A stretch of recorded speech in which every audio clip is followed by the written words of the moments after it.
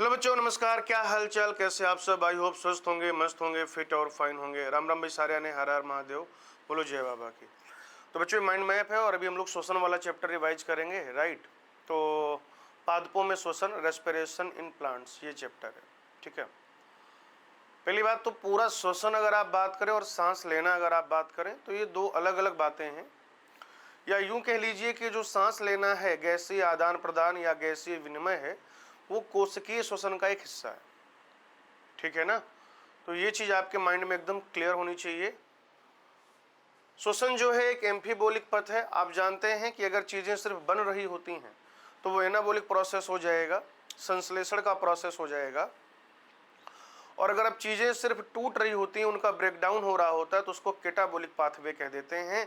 लेकिन जब भी आप रेस्पिरेशन अर्थात कोशिकीय श्वसन की बात करते हैं बच्चों, तो ग्लूकोज का विघटन होता है, ग्लूकोज के अणु का विखंडन होता है, ग्लूकोज का ब्रेकडाउन होता है। और आप देखिएगा कि साथ ही साथ जो श्वसनीय मध्यवर्ती हैं, जो रेस्पिरेशन के दौरान इंटरमीडिएट कंपाउंड बनते हैं बच्चों, वो इंटरमीडिएट कंपाउंड क्या कर रहे होते हैं? तो आप कहेंगे कि सर वो इंटरमीडिएट कंपाउंड किसी दूसरे बायोमोलिक्यूल की, क्या बच्चों, किसी दूसरे बायोमोलिक्यूल की सिंथेसिस में सहायक होते हैं, उनके संश्लेषण में सहायक होते हैं, ठीक है। और ऊर्जा मुक्त होती है तो ऊष्माक्षेपीय भी क्रिया है। कोशिकीय श्वसन का एजेंडा क्या है? तो आप ये समझिए, ये जो कॉम्प्लेक्स ऑर्गेनिक मॉलिक्यूल हैं, जटिल अणु हैं, उनके बीच के क्या करेगा? कार्बन कार्बन बॉन्ड को ब्रेक करेगा, है ना। वो जो कार्बन स्केलेटन है, तो वो कार्बन कार्बन बॉन्ड को ब्रेक करेगा, वहां से CO2 रिलीज कराएगा और ऊर्जा का उत्पादन कराएगा, ठीक है भाई। तो जो कार्बन कार्बन के बीच का जो हमें बॉन्ड तोड़ना है, उसको ऑक्सीडाइज करना है, तो ये काम एक बार में नहीं होता है, एक स्टेप में नहीं होता है बच्चों। It is a multi step process. Respiration जो है वो बहुपदीय प्रक्रिया है मेरे भाई। रेस्पिरेशन कैसी है? एक बहुपदीय अभिक्रिया है बच्चों। और यहां पर क्या होगा? वो जो ऊर्जा मुक्त होती है, उस ऊर्जा को हम डायरेक्ट यूटिलाइज नहीं करते हैं बच्चों। रेस्पिरेशन के दौरान, या यूं कहिए कि श्वसन के दौरान जो ऊर्जा मुक्त होती है, उस ऊर्जा को डायरेक्टली यूटिलाइज नहीं किया जाता है।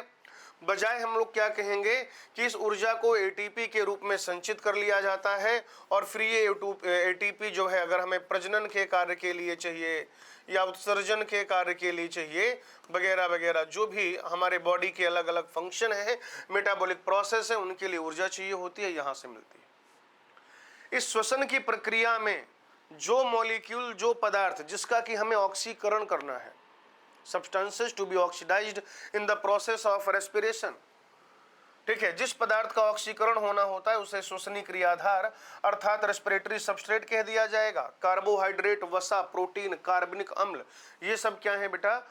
रेस्पिरेटरी सबस्ट्रेट है, श्वसनी क्रियाधार है। एक जो है सवाल ही पूछा जाता है कि क्या पादप सांस लेते हैं, या तो जब आपसे ये पूछा जाए कि क्या पादप सांस लेते हैं भाई, तो इसका कोई पहली बात तो डायरेक्ट उत्तर है नहीं, कोई इसका डायरेक्ट आंसर नहीं है। लेकिन अगर आपसे पूछ लिया जाए हाँ या ना, क्या आंसर करेंगे, तो मैं आपको सजेस्ट करूंगा बच्चों कि आप हाँ उत्तर करिएगा। बड़े सारे कारण है उसके। हाँ, ये भी एक ध्यान में रखने योग्य बात है कि जिस तरीके का श्वसन तंत्र हम जंतुओं में पाया जाता है, हम मनुष्यों में पाया जाता है, उस तरीके का श्वसन तंत्र यहाँ नहीं पाया जाता। इसमें गैसीय आदान प्रदान के लिए, ठीक है, जो भी गैसीय आदान प्रदान है, या तो रंध्र पाए जाएंगे स्टोमेटा, या फिर वात रंध्र अर्थात लेंटिसेल पाए जाते हैं। पादप का जो अधिकांश भाग है, आप ये देखेंगे कि वो वातावरण के सतत संपर्क में है, लगातार डायरेक्ट कांटेक्ट में है, और अपने गैसीय विनिमय की देखभाल खुद करता है। यानी कि अपना जो गैसीय आदान प्रदान है स्वतः ही उसको करना होता है। एक इंपॉर्टेंट पॉइंट ये भी है कि पादपों में गैसों का लंबी दूरी का परिवहन नहीं होता है,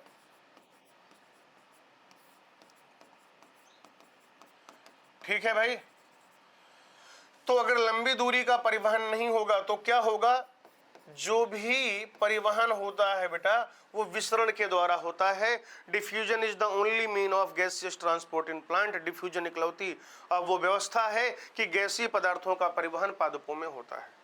अगर आप श्वसन की क्रिया विधि की बात करेंगे बेटा तो ग्लाइकोलिसिस है, और ये जो ग्लाइकोलिसिस का प्रोसेस है आप जानते हैं कि यह जीव द्रव्य या कोशिका द्रव्य में संपादित होगा। यौगिक अभिक्रिया अर्थात लिंक रिएक्शन जो है बच्चों, ठीक है, हम लोग इसको स्टाइल एंजाइम का निर्माण भी कह देते हैं। ये कहाँ पर होगा बच्चों, तो ये सूत्र कणिका के आधात्री में होगा, माइटोकॉन्ड्रिया के मैट्रिक्स में होगा।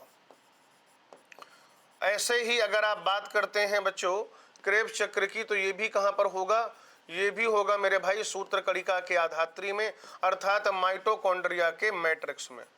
लेकिन जब हम बात करते हैं इस टर्मिनल पार्ट की, इलेक्ट्रॉन परिवहन एवं ऑक्सीडेटिव फॉस्फोरिलीकरण, तो बच्चों ये कहां पर हो जाएगा, भीतरी झिल्ली, माइटोकॉन्ड्रिया या सूत्र कणिका की भीतरी झिल्ली, सूत्र कणिका की भीतरी झिल्ली, जो इनर मेम्ब्रेन है माइटोकॉन्ड्रिया की, वहां पर यह काम होता है मेरे भाई। फटाफट से आप स्क्रीनशॉट ले लीजिए बच्चों, ठीक है ना। हेलो हेलो, हाँ मैं रिकॉर्डिंग में हूं, लोकेशन भेजता हूं, ठीक है। हाँ भाई ले लिया सबने स्क्रीनशॉट।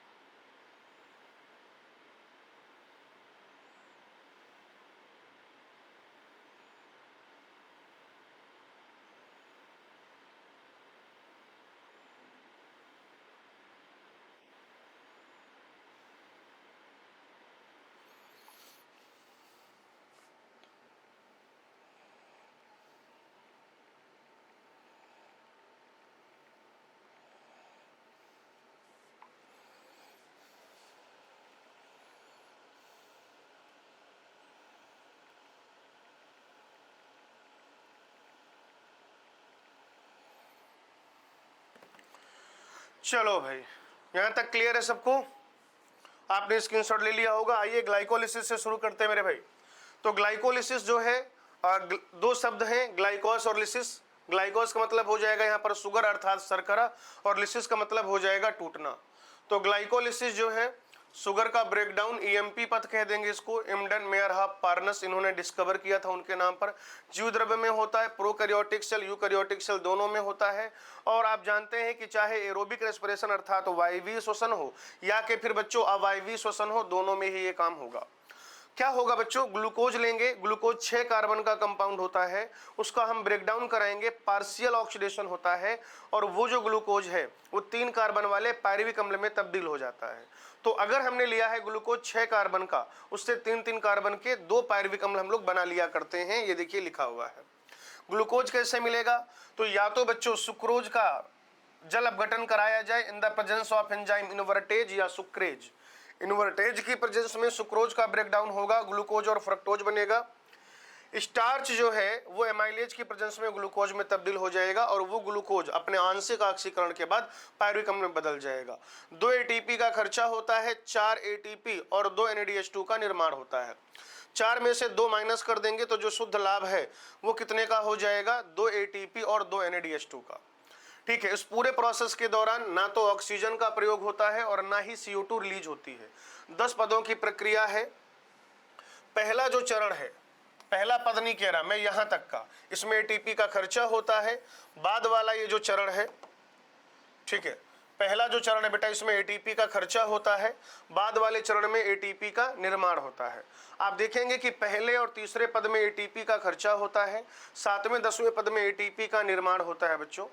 स्टेप नंबर 3 ये इंपॉर्टेंट है, एनसीईआरटी ऐसे तो नहीं लिखती, लेकिन हो सकता है कि ये आपसे रीनीट में पूछ लिया जाए कि ये जो है कब होता है, कौन कौन से पद ऐसे हैं जो इरिवर्सिबल हैं। तो पहला, तीसरा और 10वां पद जो है, पद क्या है बेटा इसके, चरण जो है, पद स्टेप क्या है, इरिवर्सिबल है। आप क्या लेंगे, ग्लूकोज से उससे क्या बन जाएगा, glucose 6 phosphate, fructose 6 phosphate, fructose 1,6 bis phosphate, पागल धप, मैंने आपको ऐसा ही बताया था। क्या, glucose 6 phosphate, fructose 6 phosphate, fructose 1,6 bis phosphate, पागल धप। फिर क्या हो जाएगा बच्चों, 1,3 बिस PGA, 3 PGA, 2 PGA, 2 PEP pyruvate, आपको याद आ रहा होगा।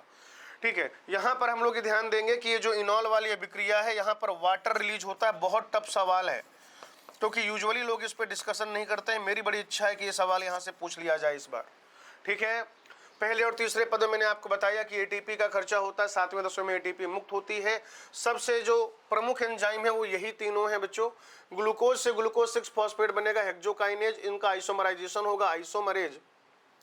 फ्रक्टोज 6 फॉस्फेट से बेटा फ्रक्टोज 1,6 बिस फॉस्फेट बनेगा, तो फिर से क्या हो जाएगा, पीएफके फॉस्फोफ्रक्टोकाइनेज एंजाइम का नाम हो जाएगा। बहुत ही ज़्यादा इंपॉर्टेंट है बेटे, फटाफट से आप इसका स्क्रीनशॉट लीजिए, फिर आगे बढ़ते हैं। ज़्यादा टाइम नहीं लगाना स्क्रीनशॉट लेने में।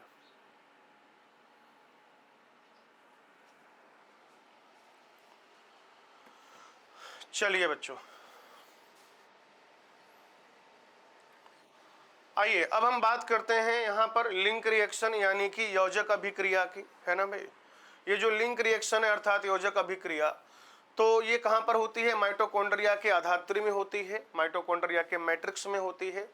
ऑक्सीकारी बिकार्बोक्सीकरण अर्थात ये जो प्रोसेस है मेरे भाई, ये ऑक्सीडेटिव डीकार्बोक्सिलेशन का प्रोसेस है। किसका प्रोसेस है बच्चों, ऑक्सीडेटिव डीकार्बोक्सिलेशन का। और अगर मैं यहाँ पे लिख रहा हूँ ऑक्सीडेटिव डिकार्बोक्सिलेशन, यानी कि यहाँ पर दो काम हो रहे हैं, एक तो ऑक्सीडेशन का काम हो रहा है और दूसरा CO2 रिलीज हो रहा है, यानी कि डीकार्बोक्सिलेशन हो रहा है बेटा। क्या हो रहा है, डीकार्बोक्सिलेशन। ठीक है, पायरुविक अम्ल जो बना था ग्लाइकोलिसिस के दौरान, ग्लाइकोलिसिस के दौरान ये जो पायरुविक अम्ल बनता है, अगर ऑक्सीजन प्रेजेंट है, देखिए पायरुविक अम्ल का क्या होगा ये भी समझ लीजिए। ग्लाइकोलिसिस के दौरान जो पायरुविक अम्ल बनता है उसका क्या होगा ये भी समझने योग्य बात है मेरे भाई। अगर ऑक्सीजन नहीं है सेल के पास तो फर्मेंटेशन किण्वन के प्रोसेस होंगे, अवायवीय श्वसन होगा। और अगर ऑक्सीजन उपलब्ध है पर्याप्त मात्रा में कोशिका के पास, तो वो जो पायरुवेट है, पायरुविक अम्ल है, माइटोकॉन्ड्रिया के आधात्री में जाएगा, जहां पर कोएंजाइम ए और NAD की प्रेजेंस में पायरुवेट डिहाइड्रोजिनेज। देखिए एंजाइम का नाम देखिए भाई, एंजाइम का नाम क्या है, पायरुवेट डिहाइड्रोजिनेज। तो ये जो पायरुवेट है इसका हाइड्रोजन हटेगा यानी कि ऑक्सीडेशन हुआ, साथ ही साथ इसका एक CO2 रिलीज हुआ यानी डीकार्बोक्सिलेशन हुआ। पायरुवेट का जो हाइड्रोजन हटेगा NAD+ के साथ जुड़ जाएगा तो NADH2 बन जाएगा। क्लियर है मित्रों, ये पायरुवेट 3 कार्बन का होता है, एक CO2 रिलीज हो गया, 2 कार्बन का ग्रुप बचा एसिटाइल, ये इससे जो एसिटाइल बचा और ये कोएंजाइम ए, तो ये पूरा बन जाएगा acetyl coenzyme A. Acetyl coenzyme A का जो एसिटाइल ग्रुप है वो 2 कार्बन का हो गया, इससे जो हाइड्रोजन मुक्त हुआ था वो NAD+ के साथ जुड़ा, NADH2 बन गया और एक CO2 रिलीज हो गया। ये दोनों ही चीजें एग्जामिनेशन पॉइंट ऑफ व्यू से बहुत इंपॉर्टेंट है बेटा। एंजाइम का नाम भी पूछा जा सकता है, और अगर एंजाइम का नाम नहीं पूछेगा तो पूछ लेता है कि कौन सा एलिमेंट चाहिए होता है पायरुवेट डिहाइड्रोजिनेज की एक्टिविटी के लिए। पायरुवेट डिहाइड्रोजिनेज की एक्टिविटी के लिए कौन सा एलिमेंट चाहिए होता है, यह भी काफी इंपॉर्टेंट बात है मेरे भाई।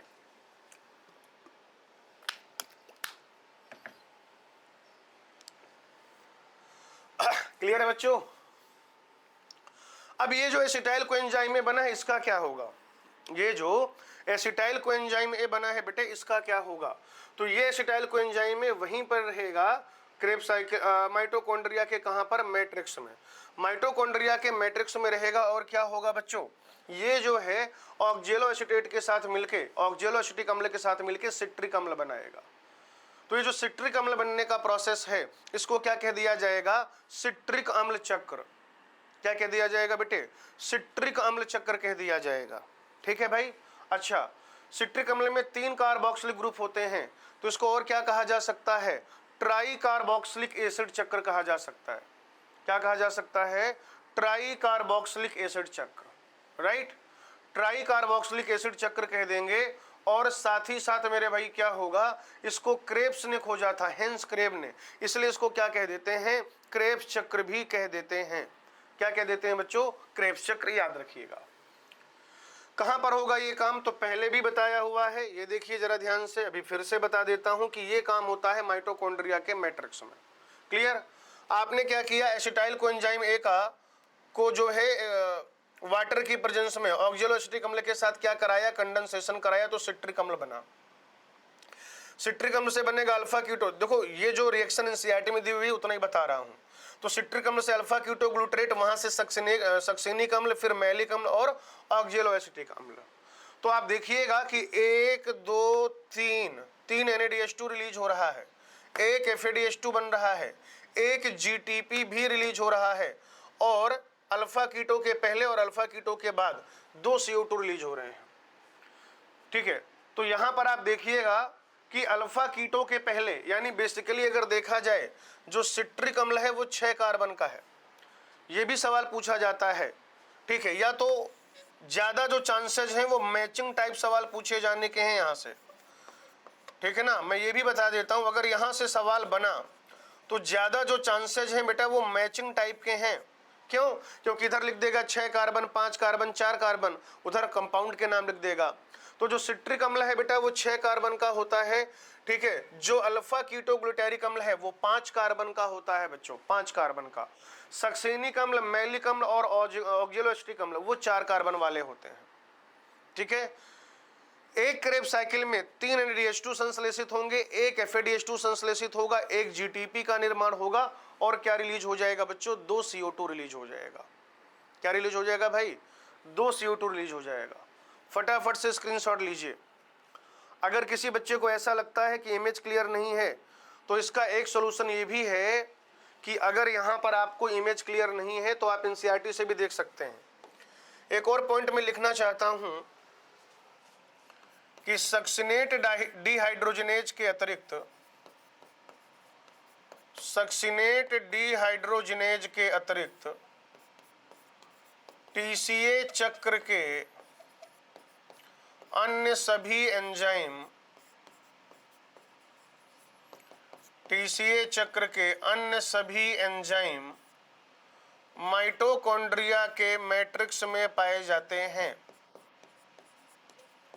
माइटोकॉन्ड्रिया के आधात्री में पाए जाते हैं,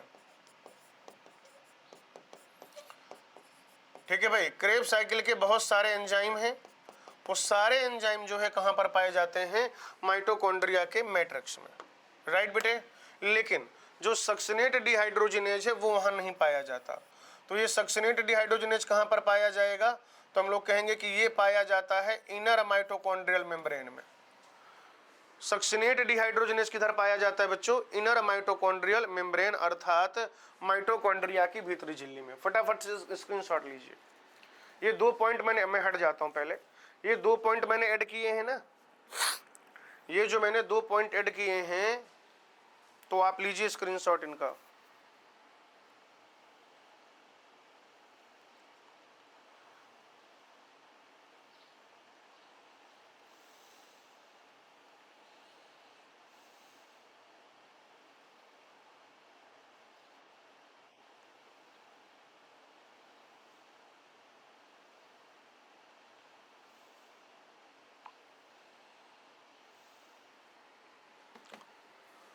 चलिए भाई, तो ये हमने कहां तक की बातें कर ली? क्रेब्स चक्र तक की बातें कर ली बच्चों। आगे आ जाइए। अब हम लोग पढ़ने जा रहे हैं यहां पर इलेक्ट्रॉन परिवहन तंत्र एवं ऑक्सीडेटिव फॉस्फोरिलीकरण। क्या पढ़ने जा रहे हैं बेटा? इलेक्ट्रॉन परिवहन तंत्र एवं ऑक्सीडेटिव फॉस्फोरिलीकरण। कहां पर होता है ये? तो अगर हम लोग बात करेंगे यूकैरियोटिक सेल की, तो माइटोकॉन्ड्रिया की भीतरी झिल्ली में होता है। प्रोकैरियोटिक सेल में आप मीजोजोम कह लीजिए या फिर सेल मेम्ब्रेन कह लीजिए। तो यहां पर क्या होगा बेटा, मैं आपको एक चीज समझाने की कोशिश करता हूं, ठीक है। क्या हो रहा है, हम सब जानते हैं कि श्वसन के दौरान ऊर्जा का निर्माण होता है, एटीपी का फॉर्मेशन होता है। लेकिन अभी तक तो कुल 4 एटीपी का निर्माण हुआ। कहां पर? प्रत्येक ग्लूकोज मॉलिक्यूल के लिए ग्लाइकोलिसिस में, और एक ग्लूकोज मॉलिक्यूल के लिए क्रेब साइकिल से 2 जीटीपी यानी कि 2 एटीपी मान लीजिए भाई। एक क्रेब साइकिल से 1 जीटीपी, तो एक ग्लूकोज के लिए क्रेब साइकिल चलेगा 2 बार, तो 2 वहां पे मान लीजिए। टोटल 6 एटीपी बना है और 2 एटीपी का हमने खर्चा किया है, यानी 4 ही एटीपी तो मिला। तो बाकी का एटीपी कहाँ मिलता है, कब बनता है, वो कब मिलेगा हमको, कैसे मिलेगा, कैसे उसको यूटिलाइज करेंगे? तो बेटे ये जो हमने रेडॉक्स इक्विवेलेंट बनाए थे, जैसे 2 NADH2 हमने बनाए थे कहाँ पर? ग्लाइकोलिसिस में। फिर प्रत्येक ग्लूकोज अणु के लिए 2 NADH2 हमने बनाया कहाँ पर? लिंक रिएक्शन में। भाई एक अणु के लिए मतलब एक पायरुविक अम्ल के लिए से एक NADH2, एक ग्लूकोज से कितने पायरुविक अम्ल बनते हैं? 2, तो 2 पायरुविक अम्ल से 2 NADH2। ऐसे एक क्रेब साइकिल में 3 NADH2, तो 2 क्रेब साइकिल में 6 NADH2। यानी टोटल हमने 6 6 2 8 8 2 10 NADH2 बनाए, 2 FADH2 बनाए। तो वो जो NADH2 और FADH2 हैं उनसे हमें क्या करना है? इलेक्ट्रॉन को रिमूव कराना है। और वो जो इलेक्ट्रॉन है उस इलेक्ट्रॉन को अल्टीमेटली कौन एक्सेप्ट करने वाला है? ऑक्सीजन। तो आपने देखा कि जो अवायवीय श्वसन है उसमें तो ऑक्सीजन की आवश्यकता, भाई अवायवीय और वायवीय उसका मुख्य आधार ही ऑक्सीजन है।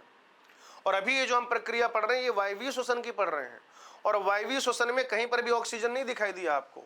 तो ऑक्सीजन का जो रोल है वो आखिरी में है और बहुत टर्मिनल है, ठीक है ना। ऑक्सीजन का जो रोल है वो क्या हो जाएगा भाई? बहुत आखिरी में है और टर्मिनल है। तो यहाँ पर ETS में जो अंतिम इलेक्ट्रॉन ग्राही है वो ऑक्सीजन होता है, या अंतिम हाइड्रोजन ग्राही जो है वो ऑक्सीजन होता है। एक NADH2 इक्विवेलेंट टू 3 ATP और एक FADH2 इक्विवेलेंट टू 2 ATP। एक ATP के निर्माण के लिए 4 प्रोटॉन का मूवमेंट होना चाहिए पेरी माइटोकॉन्ड्रियल स्पेस से मैट्रिक्स में। ये इनर मेम्ब्रेन है, ये इधर आधात्री यानी कि मैट्रिक्स है, ये अंतर्झिल्ली अवकाश है। तो अंतर्झिल्ली अवकाश से जब 4 हाइड्रोजन आयन किधर जाएंगे भाई? आधात्री में, तो एक ATP का निर्माण होगा। क्लियर है भाई? चलिए, 4 कॉम्प्लेक्स हैं जो इलेक्ट्रॉन का परिवहन कराते हैं। 5वां जो कॉम्प्लेक्स है वो एक एंजाइम है ATP सिंथेज, जिसको हम लोग F0 F1 कड़ भी कहते हैं, ये ATP का निर्माण कराएगा। कॉम्प्लेक्स 1 FES FMN से मिलकर बनेगा, कॉम्प्लेक्स 2 जो है FAD HDH हो जाएगा, कॉम्प्लेक्स 3 साइटोक्रोम BC1 कॉम्प्लेक्स हो जाएगा, कॉम्प्लेक्स 4 साइटोक्रोम A3 कॉम्प्लेक्स हो जाएगा, या इसको साइटोक्रोम C ऑक्सीडेज भी कहते हैं। आप देखिएगा इसके बिना रीनीट का पेपर नहीं बनना चाहिए। इस पूरी स्लाइड से एक सवाल कम से कम आपको देखने को जरूर मिलेगा।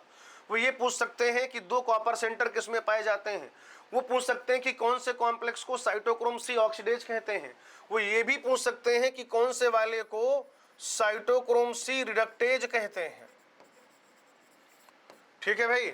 वो ये पूछ सकते हैं कि इस पूरे क्रम में साइटोक्रोम का, इस पूरे ETS में साइटोक्रोम का क्रम क्या है, तो आप कहेंगे cytochrome B, cytochrome C1, cytochrome C, cytochrome A, cytochrome A3।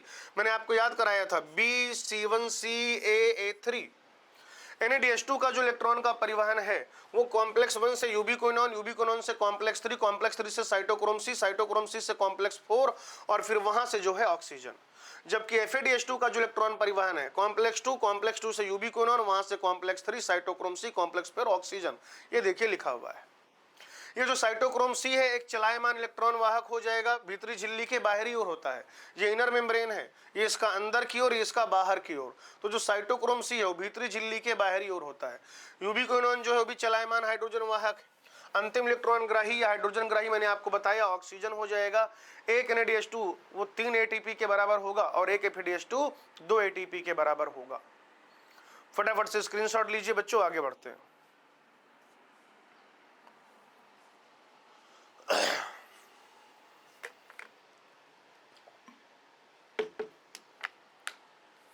चलिए भाई, अब हमें पढ़ना है श्वसनीय संतुलन चार्ट, है ना, रेस्पिरेटरी बैलेंस शीट।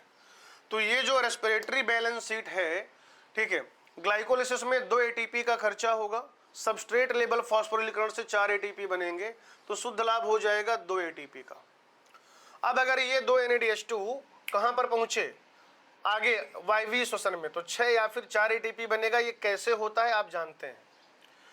तो 2 NADH2 से या तो 6 या फिर 4 ATP मिलेगा, और 2 यहां से, यानी कि ग्लाइकोलिसिस के दौरान कुल 6 या फिर 8 ATP का शुद्ध लाभ होगा।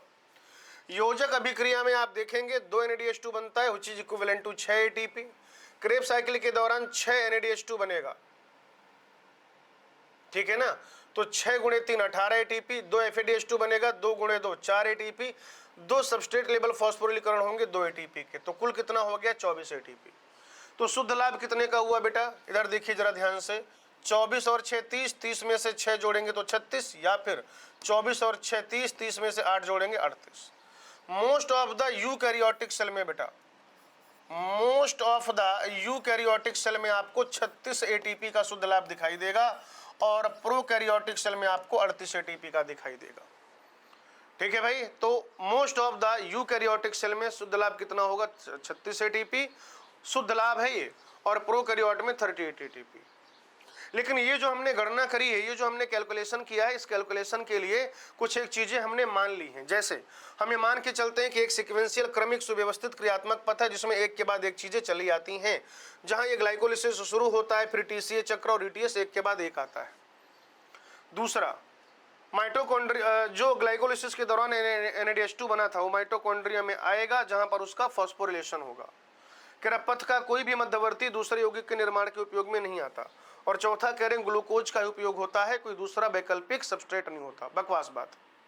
हम ये मान के चलते हैं ताकि ये गणना हो सके, होने को कुछ भी हो सकता है। ये जो बेटा कल्पनाएं हैं, ये कल्पनाएं जीवित कोशिका में वैलिड नहीं होती हैं। ये जो कल्पनाएं हैं बच्चों, जीवित कोशिका में वैलिड नहीं होती हैं। लीजिए स्क्रीनशॉट फटाफट से। आइए इधर, एक बात यहाँ पे बताई गई है कि श्वसन जो है वो एक एम्फीबोलिक पथ है। ठीक है ना? श्वसन क्या है बच्चों? एम्फीबोलिक पथ है, जो मैंने आपको शुरुआत में एक्सप्लेन कर दिया था। एसिटाइल कोएंजाइम ए वो वसा, कार्बोहाइड्रेट, प्रोटीन में जो है क्या होता है? कॉमन यौगिक होता है, कॉमन यौगिक। अगर प्रोसेस की बात करें तो लिंक रिएक्शन सब में कॉमन है। अगर यौगिक की बात करें तो एसिटाइल कोएंजाइम ए। ये सवाल अक्सर करके पूछा जाता है बेटा। हो सकता है कि रीनेट 2026 में आपको ये सवाल देखने को मिल जाए।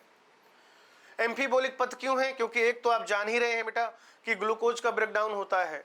बाकी ये जो सक्सिनिल कोएंजाइम ए बनता है, ये क्लोरोफिल के निर्माण में सहायक है, उसके लिए चाहिए। ये जो क्रेब साइकिल का अल्फा कीटोग्लूटेरिक अम्ल है, ये ग्लूटामिक एसिड के निर्माण के लिए चाहिए। ऑक्जेलोएसिटिक अम्ल से हम एस्पार्टिक अम्ल बनाते हैं। सांस गुणांक या आरक्यू की बात करें, इसे आप सांस गुणांक, श्वसन गुणांक या रेस्पिरेटरी क्वोशिएंट कह सकते हैं। श्वसन के दौरान कितना CO2 मुक्त हुआ और कितना ऑक्सीजन प्रयोग हुआ, अगर उसके आयतनों का हम एक अनुपात ले लें तो उसे श्वसन गुणांक कह दिया जाता है भाई। ग्लूकोज का एक होगा। यहां से भी एक मैचिंग टाइप का सवाल मिल सकता है आपको पुनः। 3 मई वाले को पेपर में आया ही आया था, फिर से आ सकता, कोई बड़ी बात नहीं है। ठीक है, ग्लूकोज का एक हो जाएगा। वसा अम्ल जैसे ट्राइपामिटिन का एग्जांपल उन्होंने लिया, 0.7 हो जाएगा, यानी कि 1 से कम। ठीक है ना? 1 से कम हो जाएगा वसा का। प्रोटीन का 0.9, वो भी कितना? 1 से कम। जो ऑर्गेनिक अम्ल होते हैं, खास बात क्या है कि जो ऑर्गेनिक अम्ल होते हैं उनका जो श्वसन गुणांक है वो 1 से अधिक होता है। क्लियर है भाई? इसको नोट करेंगे, मतलब स्क्रीनशॉट लेंगे बच्चों। चलिए, एरोबिक के बाद यहीं पर हम लोग अब क्या करते हैं? अवायवीय श्वसन या किण्वन के बारे में पढ़ लेते हैं। तो किण्वन में क्या होता है भाई जी? किण्वन में अगर आप देखेंगे तो ऑक्सीजन की अनुपस्थिति में ग्लूकोज का अपूर्ण ऑक्सीकरण होता है। एटीपी का कितना लाभ होगा? 2 एटीपी का लाभ होगा, 7% से कम। ये बड़ा इंपॉर्टेंट पॉइंट है बेटा, ये एक बहुत अच्छा पॉइंट है भाई। यूजुअली लोग इस पे ध्यान नहीं देते हैं, एनसीईआरटी का ही पॉइंट है कि NADH का NAD+ में जो ऑक्सीकरण है, बहुत ध्यान से सुनिएगा, NADH2 का NAD+ में जो ऑक्सीकरण है किण्वन के दौरान मंद गति से होता है और वायवीय श्वसन में तीव्र गति से होता है। क्लियर? एल्कोहलिक किण्वन जो है ईस्ट और पादप कोशिकाओं में होगा। लैक्टिक अम्ल किण्वन जीवाणु जैसे कि लैक्टोबैसिलस और लो ऑक्सीजन सप्लाई के दौरान मसल्स यानी कि मांसपेशियों में होगा। 13% एल्कोहल कंसंट्रेशन के बाद विलयन जो है विषाक्त हो जाता है, टॉक्सिक हो जाता है, ईस्ट की मृत्यु हो जाती है। तो ये भी पूछा जाता है कि प्राकृतिक तौर पर जो हमको एल्कोहल मिलते हैं, प्राकृतिक तौर पर जो एल्कोहल मिलते हैं, मतलब एल्कोहल से कितनी, प्राकृतिक तौर पर कितनी सांद्रता का एल्कोहल मिल सकता है? तो 13%। बाद में विभिन्न विधियों द्वारा, आसवन इत्यादि के द्वारा उसका जो कंसंट्रेशन है वो बढ़ाया जाता है। ठीक है, अब ये क्या बन चुका है बेटा? पायरुविक अम्ल बन चुका है। अगर हम क्या करा रहे हैं? एल्कोहलिक फर्मेंटेशन करा रहे हैं बच्चों, तो यहाँ पर एंजाइम होता है एल्कोहल डिहाइड्रोजिनेज। इस प्रोसेस में जो एंजाइम है वो होता है एल्कोहल डिहाइड्रोजिनेज। और एल्कोहल डिहाइड्रोजनेज क्या करेगा? पायरुविक अम्ल से इथेनॉल और CO2 का फॉर्मेशन कराएगा। यानी कि एल्कोहलिक फर्मेंटेशन में जो अंतिम उत्पाद है वो इथेनॉल और कार्बन डाइऑक्साइड हो जाएंगे। यहां पर बेटा एंजाइम होता है लैक्टेट डिहाइड्रोजिनेज। और लैक्टेट डिहाइड्रोजिनेज जो एंजाइम है वो पायरुवेट अम्ल से क्या करेगा? 2 लैक्टिक अम्ल बनाएगा, कोई CO2 मुक्त नहीं होती है। लीजिए भाई स्क्रीनशॉट, चैप्टर हो चुका है पूरा।